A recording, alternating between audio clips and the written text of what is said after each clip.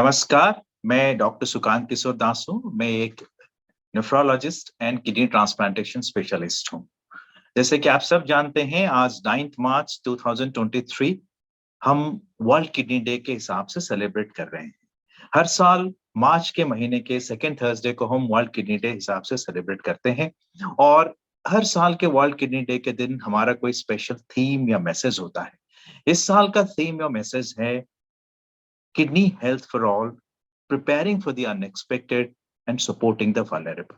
इसका मतलब ये है कि हमें सबको एक स्वस्थ और हेल्दी किडनी इंश्योर करना है और इस चीज को करने के लिए हमें अनएक्सपेक्टेड चीजों के लिए तैयार रहना है। हम अगर अनएक्सपेक्टेड चीजों के लिए प्रिपेयर या तैयार रह सकते हैं, देन ओनली हम वल्नरेबल जो असुरक्षित लोग हैं उनको हम सुरक्षा दे सकते हैं या उनका उपचार कर सकते हैं, उनका निदान कर सकते हैं और उनका देखभाल कर सकते हैं। तो ये जो थीम है किस लिए डिजाइन किया गया है? आप सबको पता है कि सारी दुनिया जो है अभी पिछले 3 साल से एक भयंकर महामारी से होते हुए गुजरते हुए आई हुई है और अभी थोड़ी दिन पहले हमने देखा है टर्की में एक भयंकर सा अर्थक्वेक हुआ है। अभी भी यूक्रेन में वार चल रहा है और कभी ये साइक्लोन, फ्लड और ये सब तो होते ही रहते हैं पूरी दुनिया भर में। और छोटे-छोटे अगर हिस्सों में देखा जाए तो कहीं न कहीं कोई ना कोई विपरीत परिस्थितियों का सामना करना पड़ता है लोगों को। तो इन चीज़ों को अगर हम देखें, तो इन चीज़ों का इम्पोर्टेंस क्या है किडनी रिलेटेड? क्योंकि किडनी के जो मरीज हैं, उन लोगों को इन विपरीत परिस्थितियों के साथ अपनी बीमारी का भी सामना करना है। भाई जो डायलिसिस का मरीज है, उसको डायलिसिस कंटिन्यू करना है। अब कोविड की बीमारी के समय बहुत सारे लोगों को डायलिसिस टाइमली मिला नहीं है। बहुत सारे किडनी ट्रांसप्लांटेशन डिले हो गए और ये सब चीज़ें ऐसे हैं, अगर थोड़ा-सा भी डिले हो जाए ना, किसी का भी जान भी जा सकता है because every life is precious. और किडनी डिजीज अगर थोड़ा सा भी डिले हो जाए ट्रीटमेंट के लिए तो it can be fatal, it can be lethal for the patient. So let us make sure that हम इन चीजों को इम्प्लीमेंट करें। अगर हम किडनी डिजीज की बात करें तो kidney disease basically chronic kidney disease की अगर बात करें तो सबसे कॉमन कॉज इंडिया में होता है डायबिटीज। उसके बाद होता है हाई ब्लड प्रेशर और दूसरे कॉजेज जैसे रिकरेंट यूरिनरी ट्रैक्ट इन्फेक्शन हो गया या फैमिलियल किडनी डिजीज हो गया या फिर chronic kidney disease of unknown origin जिसका कोई कारण नहीं होता है। इंडिया में बहुत सारे ज्योग्राफिक लोकेशंस हैं जहाँ पे क्रॉनिक किडनी डिजीज बढ़ते हुए देखा जा रहा है और जिसका कोई कारण नहीं है। और तो हमें इस चीज का ध्यान रखना चाहिए कि कारण कोई भी हो, whether diabetes, high blood pressure, ये सब नॉन कम्युनिकेबल डिजीजेस हैं और एक दूसरे से जुड़े हुए हैं और लाइफस्टाइल डिजीजेस मोर और लेस होते हैं ये। तो इन लाइफस्टाइल डिजीजेस में सबसे इंपॉर्टेंट चीज ये है कि अगर हम टाइमली डायग्नोसिस कर सके, स्पेशली किडनी डिजीज में अगर हम टाइमली डायग्नोसिस कर सके तो हम जो अल्टीमेट कंसिक्वेंस है उसको रोक सकते हैं। अब अल्टीमेट कंसिक्वेंस क्या है? क्रॉनिक किडनी डिजीज के 5 स्टेजेस होते हैं। स्टेज 1 में हम पेशेंट्स को अगर जीएफआर 90 से ज्यादा है और जीएफआर अगर 60 से 90 है तो स्टेज 2 होता है।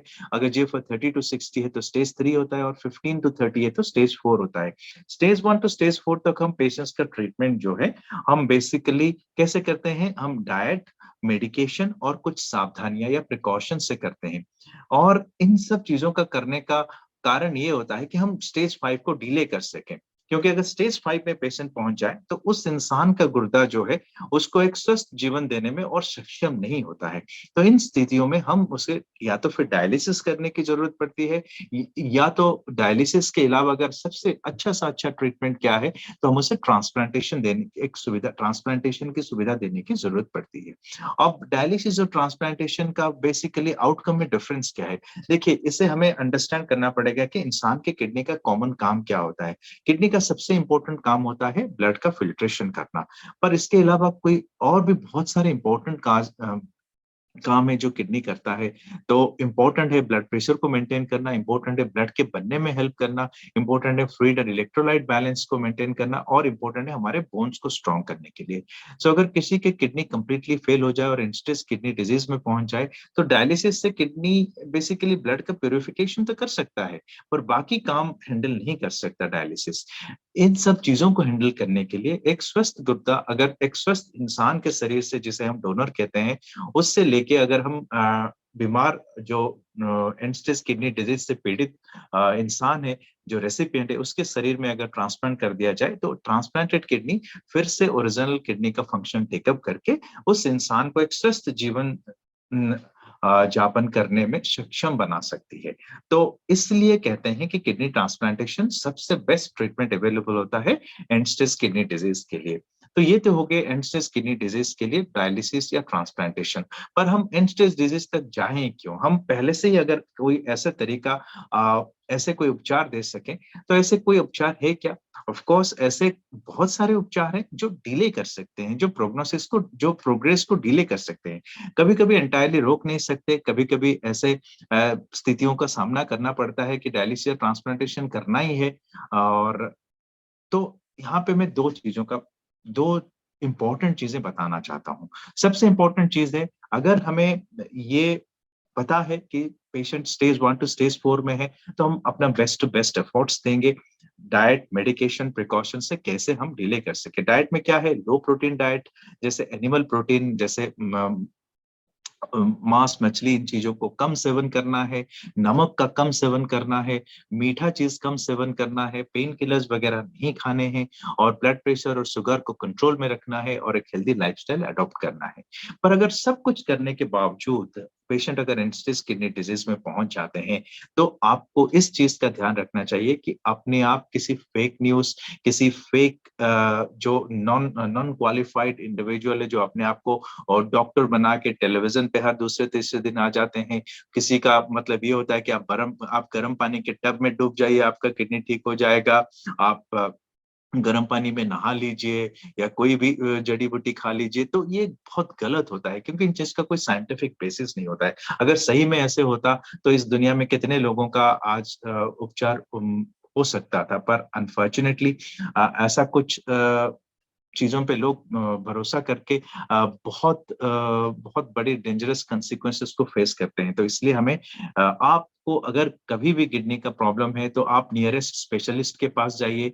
गो टू योर नियरेस्ट स्पेशलिस्ट, तो उनके स्पेशलिस्ट के एडवाइस से ही ट्रीटमेंट लीजिए, ताकि आपको समय रहते ही अच्छा से अच्छा ट्रीटमेंट मिल पाए। और इस चीज को हमेशा याद रखिए कि डायलिसिस हो या ट्रांसप्लांटेशन हो, एंड ऑफ लाइफ नहीं है।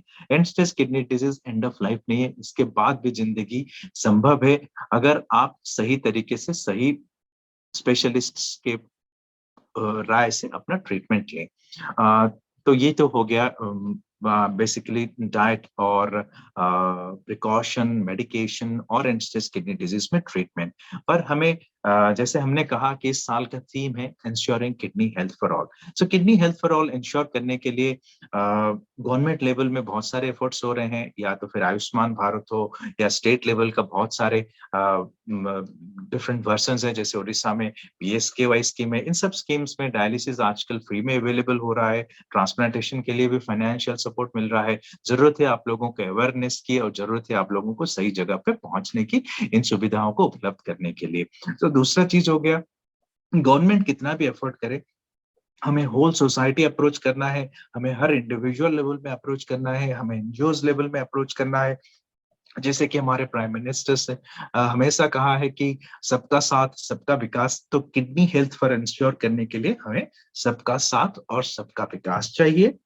इसीलिए मैं फिर से एक बार इस चीज पे स्ट्रेस करना चाहता हूँ कि इस साल का जो थीम है, kidney health for all, preparing for the unexpected, supporting the vulnerable. अगर हम अनएक्सपेक्टेड चीजों के लिए अपने आप को तैयार रखना चाहते हैं, तो हमें सबका साथ चाहिए और सबका अवेयरनेस चाहिए, सबका पार्टिसिपेशन चाहिए। Then only we can ensure kidney health for all. Once again, on this occasion, मैं आप सबको I wish you great health and great happiness. आप सब स्वस्थ रहें और खुश रहें। धन्यवाद।